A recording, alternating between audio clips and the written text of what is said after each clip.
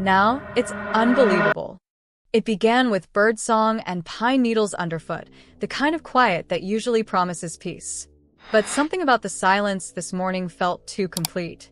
On the forested edge of Gairloch Road in small-town Canada, a mother stepped into her children's room expecting chaos, laughter, anything at all. Instead, she was met with stillness. The kind that empties your lungs before you understand why. 2 beds, slept in. 2 sets of shoes, gone. No note. No sound. Lily, just 6 years old, the kind of girl who picked flowers for strangers and smiled with her whole face. Jack, 4, his pockets always full of rocks and dandelions, his shoes on the wrong feet, always in a rush to keep up with his big sister. Their mother, Malihia, had tucked them in the night before. She kissed them, turned off the light, and locked the door behind her. She remembered that. She locked the door. She was sure. Now it was May 2nd. The sun climbed higher. Time moved, but her heart didn't. Where could they have gone? She called their names. First gently, then louder. Then she was outside, barefoot in the gravel, yelling, pacing, checking the road. Nothing. Daniel, her partner, searched the woods behind their house, where the trees thickened fast and the trails split without warning. Still nothing. No footprints, no laughter, no sound. 911 was called at exactly 9:45 a.m. The dispatcher tried to stay calm, asked all the right questions. When were they last seen? What were they wearing? Could they have wandered off? Could someone have taken them? The questions landed like punches. The answers didn't come fast enough. Officers arrived quickly. Neighbors too. The woods were combed by early afternoon. Drones overhead. Dogs brought in. Helicopters joined by nightfall. Yet by sunset, the trees had given back nothing.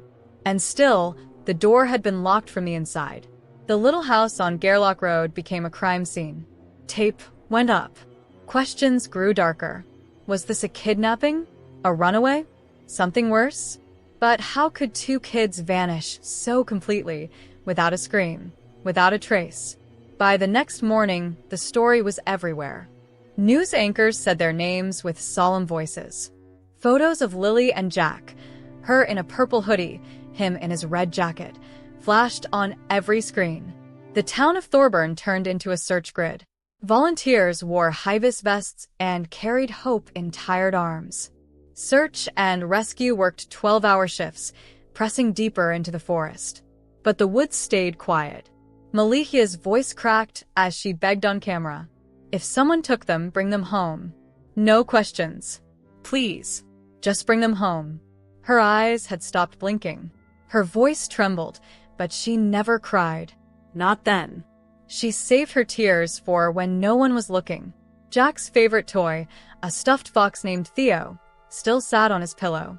Lily's drawing, Mom, Daniel, Jack, and her holding hands under a rainbow, remained taped to the fridge. Nothing in the house was out of place. No broken windows. No signs of forced entry. But the lock. How had the door been locked if they left on their own? Theories multiplied like shadows at dusk. Some said they were taken by someone who knew the house, knew the kids, and knew how to move quietly. Others said maybe they wandered off. But together?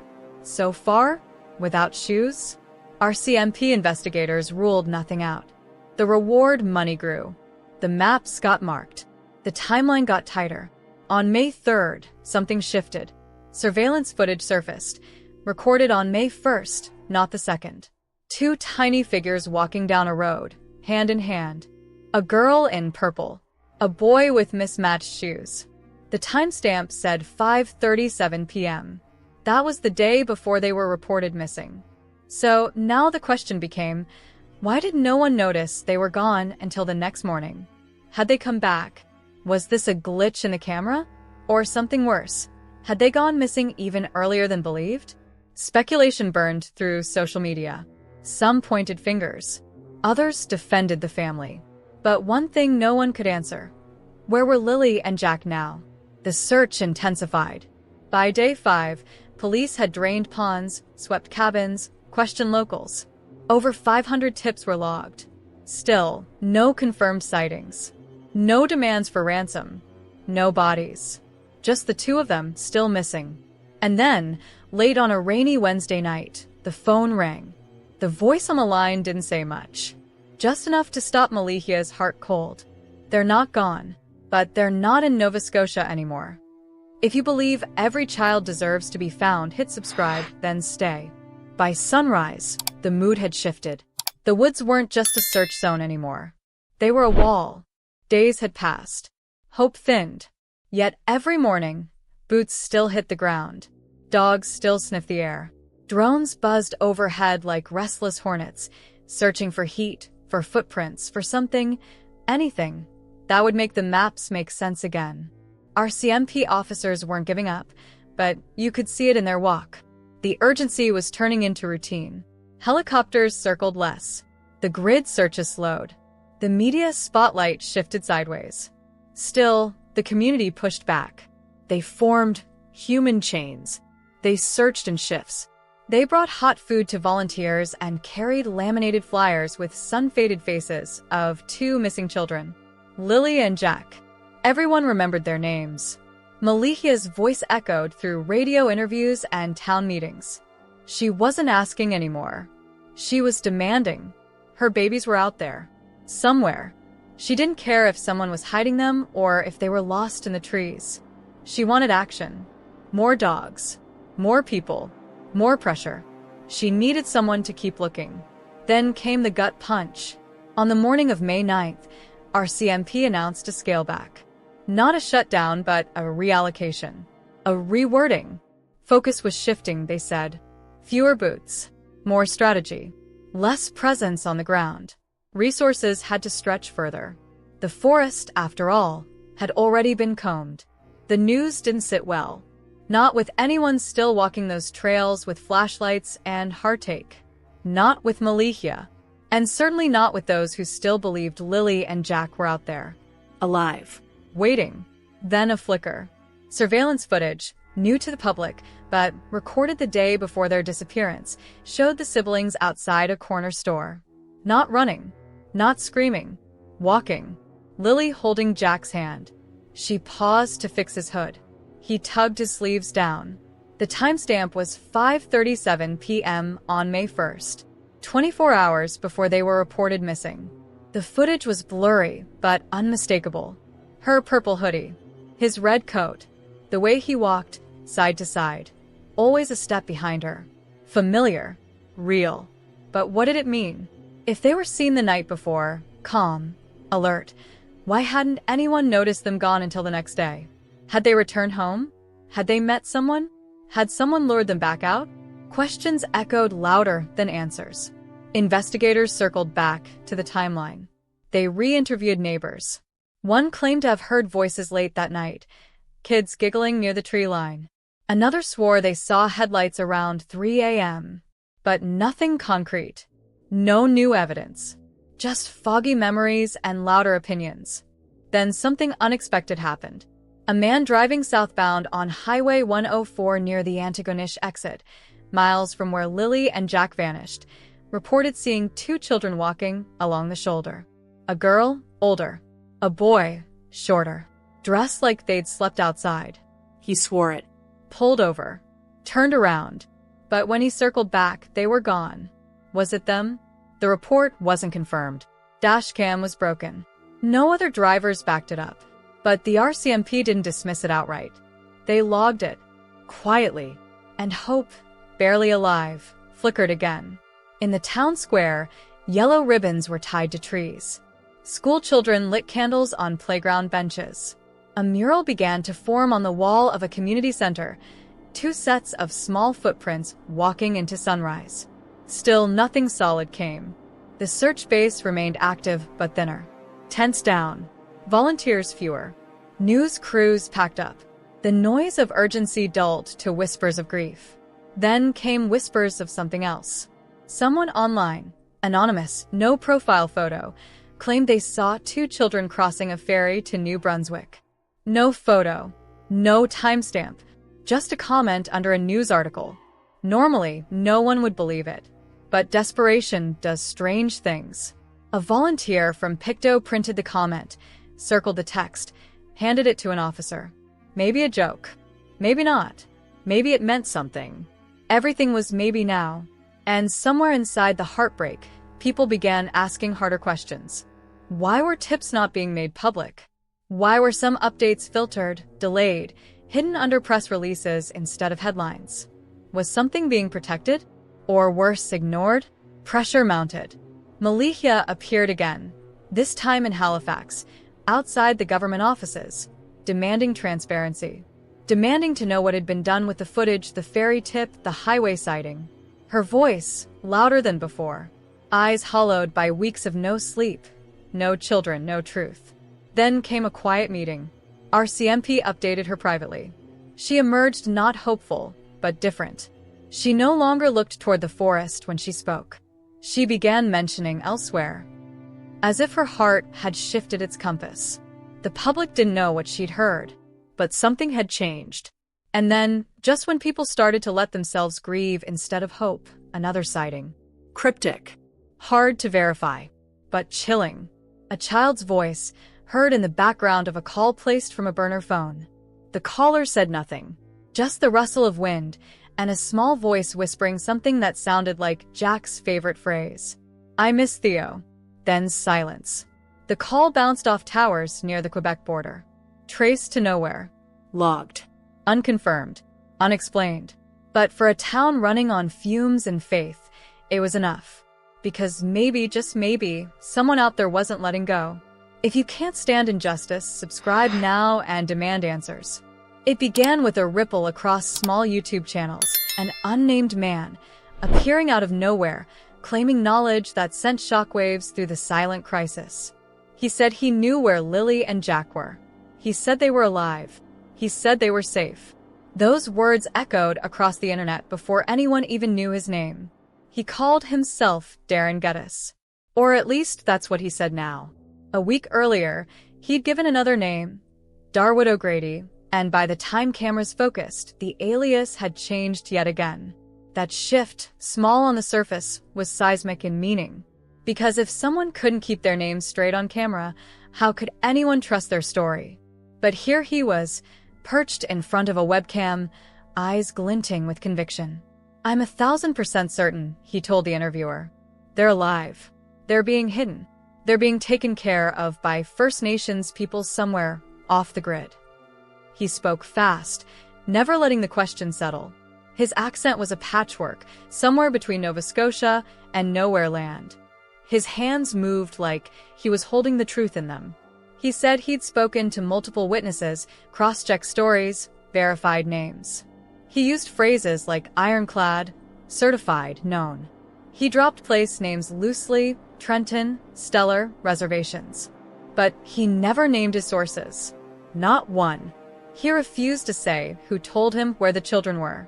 Wouldn't name the reservation. Wouldn't share documents or coordinates. Just words. Ironclad 1,000%. His statements came repeated, echoed through interviews, without additional detail. The community reacted. A wave formed, some grasped at hope like lifelines. They believed him, or at least wanted to. Others recoiled. They saw a man weaving half-truths around a desperate cause. Word got around that his name changed. That sometimes he said he was related to local families. Sometimes he said he wasn't. His credibility fractured in the open. Then there were the deeper inconsistencies. At first he said Darwood O'Grady. Then Darren Gettis. He claimed he was from Trenton. Then he said Stellar.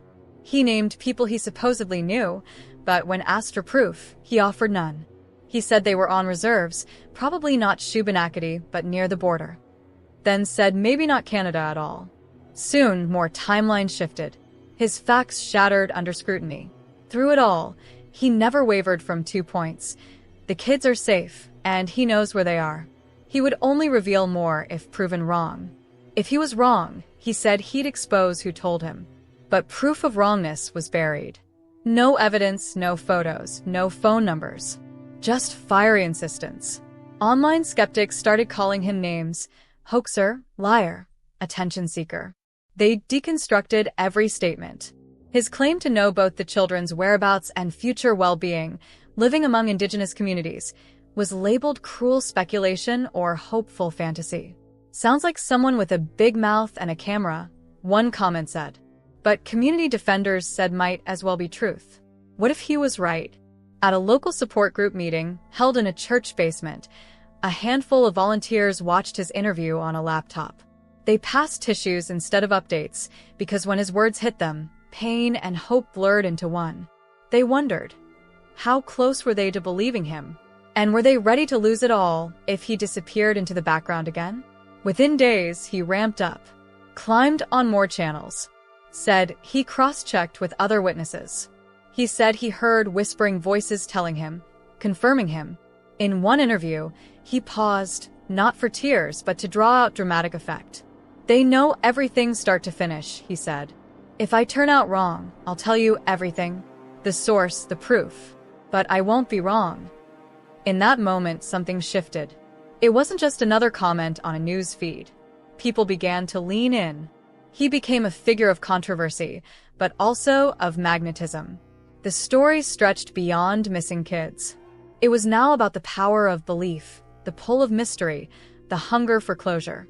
Behind the screen, questions multiplied. Did he believe his own words, or was this calculated? Had he talked to someone who did know but was scared to speak? A government insider? A frightened neighbor? Or was he weaving lies for the attention, or worse, for the reward money pledged by the RCMP? Still, he refused any proof. And every time someone asked, he'd flash that same line. If I'm wrong, I'll expose what I know. But I won't be wrong. That certainty felt like glass, dangerously beautiful, but ready to shatter at any moment. People started debating. Was his silence protection? Strategy? Or admission of a lie? Meanwhile, the RCMP didn't respond. They issued no statements about Darren. No denials, no confirmations. Just silence. Investigators continued their work elsewhere, following leads rooted in evidence, in interviews, in cameras, in timelines. But as the online buzz around Darren grew, pressure mounted. The public demanded questions. Why hadn't police addressed his claims? Were they verifying? Ignoring? Or were they hoping he'd discredit himself? If he was telling even part of the truth, then his words could reframe the entire search. But if he was lying, his march of focus and fear could lead everyone astray. And time was running out. His interviews built another narrative layer, one of deflection, of desperation, of hope intertwining with narcissism. He spoke of Meadow, the younger sister in CPS custody. He said the mother fled after he closed in. He said he could have saved them all if she'd only listened. He blamed B's mental illness, postpartum depression. He painted himself as the heroic outsider, knowing too much, caring too loud, thwarted by caution and authority. In one breath, he seemed sincerely alarmed. In the next, self-aggrandizing, he suggested the investigation had stalled because police couldn't reach his level. He challenged them to take action. If they can't get these kids, nobody can. Then he smiled like a man who'd won. His story ended Act 3 on a volatile note. A stranger who inserted himself into the family's worst nightmare, claiming the power to make it whole again. Forged in contradictions, yet unwavering in assertion.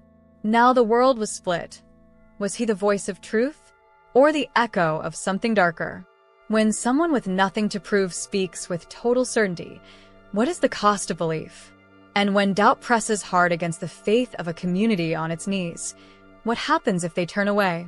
Hit subscribe if you still believe in truth over noise. Don't let them drown it out. The story had riddled itself with whispers. A man named Darren, stepping into a truth he couldn't prove. But 1 week later, the search for Lilly and Jack had grown murky, layered with uncertainty. Now Darren's words were causing waves, raising a question no one wanted to ask. Was this man helping or hurting? His interviews piled up, each one bolder than the last. He painted a scene of 2 children cradled in secrecy, living among indigenous guardians. He claimed their mother had fled. Her flight triggered the children's removal by CPS. He said he'd shared everything with authorities. The RCMP had documents, he insisted, but still nothing moved. Meanwhile, Police continued interviews, surveillance reviews, technological sweeps. He scoffed at it. He said they lacked urgency. He called them lazy. "You sons a bit," he said on camera, demanding action. Inside the family, every mention of Darren twisted something raw. Malika needed to believe, yet feared being smuggled into a lie. Daniel wondered if every public statement, every new claim, took attention and energy away from the search investigators were still fighting to conduct. Friends watched from the edges. They loved him, but didn't know who Darren was, or if he was trying to help or hide the truth. He repeated a phrase like a plea. "If they can't get these kids, nobody can." It was both bravado and conspiracy, hurt wrapped in bravado. His certainty was built on metal, hard, unbreakable, but heartless. He offered no evidence, no documents, not even a photograph, just repeated assertion and cross-checks with unnamed contacts. He said he believed in what he'd heard, but without the need to prove it. Skeptics went line by line. They saw the cracks, his name changes, the shifting locations, the unnamed sources. They asked, what was his reward? Attention? That $150,000 RCMP reward? Or something else? They saw patterns, anonymous posts online echoing his claims, videos with no source. They labeled him self-serving. One vlog said, "He's not a voice for hope.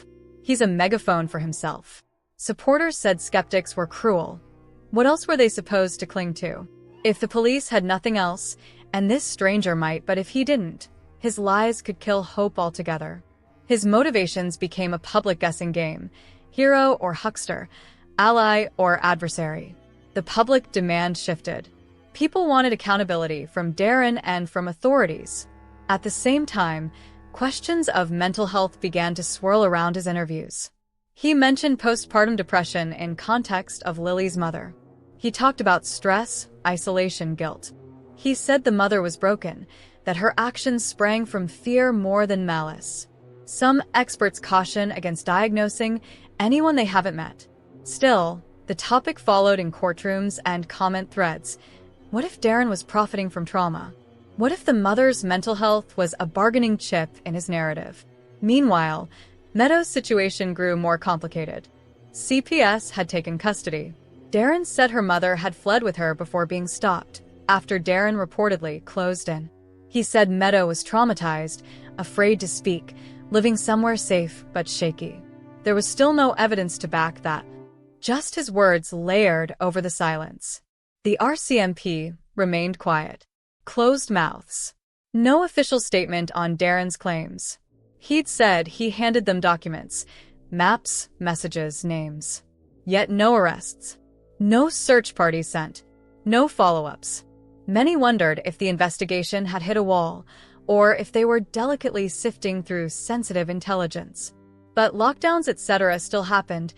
Properties seized, polygraphs administered, surveillance data collected. The silence held more weight than the headlines. Online, tension rose. Comment sections fought over who believed what. Family supporters advocated for transparency. Frustrated voices demanded police respond. Some even threatened vigilante searches. The message had transformed. It was no longer just about missing kids. It was about who got to tell the story and what truth meant when lives were on the line. Darren, sensing momentum, pushed harder. He released videos with dramatic pauses, close-ups, dramatic gestures. He demanded they act, that others learn from him. In one video, he leaned forward, eyes blazing. "They know everything," he said. Pause. Start to finish. Pause. "If I'm wrong, I'll tell you." He looked into the camera until you wanted to believe, even if you didn't trust him. He framed it like a trial of wills. Him versus everyone else. Him versus the police. Him versus critics. Him versus grief. He made his certainty a weapon. Inside the RCMP command center, investigators worked. Logged calls. Checked every person Darren claimed to know. Drew up maps of indigenous communities near border crossings. Made calls in Canada and the States. They resisted public statements, but followed up behind the scenes. It took time. Evidence needed verification. Witnesses needed to cross names. Records had to be authenticated. They watched Darren but didn't run to him. The public didn't know this. They saw a void, and they wanted answers. They demanded transparency, clarity. They wanted hope, or truth, or someone to pay for making this mess worse if it was false. By the end of this act, the world was divided. Half believed, half disbelieved, half begged for progress, half begged for caution. Darren stood at the center, part voice of hope, part spark of chaos. His claims hung in air. The timeline bent around him. Now the question became, was his silence a shield protecting the children, or simply the quiet of someone protecting himself? If you're frustrated too, subscribe and speak up in the comments. Why won't they act? The story now stands at a crossroads where evidence, emotion, and unanswered questions collide. Two paths remain open. One is rooted in methodical investigation. Over 11 RCMP units, including major crime, digital forensics, underwater recovery, behavioral sciences, have mobilized without pause. They've gathered hundreds of hours of surveillance footage, seized devices, interviewed 54 individuals, and administered polygraphs. They've searched the home, grounds, wells, mini shafts, culverts, every shadow, every compartment of possibility. They have followed 488 public tips, acted on hundreds more, and sifted through every lead. In June, the province even announced a reward of up to $150,000 for credible information. The effort has been intense, complex, relentless, but so far it has found no Lilly or Jack. The other path threads through hope tinged with doubt, sparked by a single voice reaching across the internet, promising certainty where there is none. A voice claiming the siblings are alive, cared for, hidden from cameras and authorities. That voice is still out there, undisclosed, stirring debate, and raising the stakes of what hope means in this case. So what hangs in the balance now? First, where are Lilly and Jack? Are they alive? Somewhere, remembered only in echoes and whispered transmissions? Or have the investigators pursued each lead, eventually reaching a place where only one answer remains? The forest gave no trace. They were seen together on May 1st, then disappeared by the morning of May 2nd. Some evidence suggests they may have left the home through a familiar yet unnoticed exit, the silent sliding door. But after that, silence.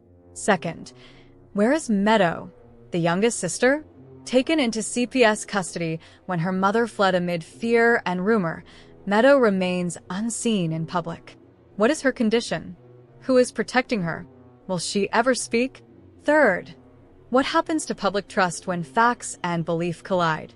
The RCMP choose silence over speculation, evidence over showmanship. The internet chose presence, certainty, viral appeal. When community grief meets online charisma, who wins?